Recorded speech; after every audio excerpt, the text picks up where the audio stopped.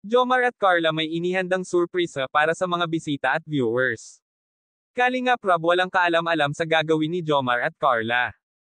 Kuya Rob walang kaalam-alam na, bago ko ipagpatuloy ang maiksing reaction video na ito hiling ko lang na patapusin ang panonood nito para malaman ang nilalaman nito at kung bago ka pa lang sa munting channel na ito paki-subscribe para lagi kang updated sa video ng mga kalingap.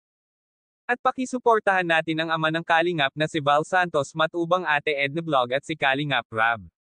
Isang mapagpalang araw sa inyong lahat mga Kalingap at shoutout nga pala sa patuloy na sumusuporta sa aking YouTube channel lalong-lalo na sa mga viewers natin na walang sawang nanonood at sumusuporta salamat. Sa naganap na debut ni Carla ang daming nangyari at ang daming surpresa sa naganap na debut ni Carla. Hindi akalain ni Carla na makakatanggap siya ng money bucket at pera na nasa loob ng payong. Dito si Carla na paiyak may nagregalo sa kanya ng Acer dahil hindi pa siya nagkaroon ng ganitong gadget. Ang nagregalo sa kanya ay ang bigatin sponsor niya na nasa ibang bansa. Kahit si Jomar ay nabigla at meron din nagbigay sa kanya na malaking halaga. Hindi lang si Carla ang nakatanggap ng blessing pati si Jomar ay nakatanggap din. Dahil nga sa 18 na si Carla ay tinanong ni Jomar kung pwede na siya manligaw dito sa dalaga. At agad naman sinabi ni Carla na pwede itong manligaw kaya naman ay napayes itong si Jomar at tuwang-tuwa sa naging sagot ni Carla. Pero lilinuin ko lang po sa inyong na pumayag lang pong manligaw si Jomar kay Carla.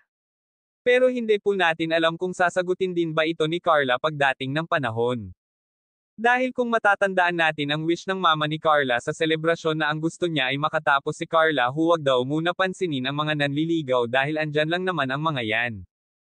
Hindi naman daw sila namimili ng manliligaw kay Carla basta gusto ni Carla ay gusto na rin nila, basta ang gusto nila ay makatapos muna si Carla sa pag-aaral. Hindi alam ni Kalingap Rob na may inihandang kanta si Jomar at Carla, kaya nagulat ito nang magduet ang dalawa. Hanggang dito na lang ang update ko mga Kalingap maraming salamat at God bless sa inyong lahat.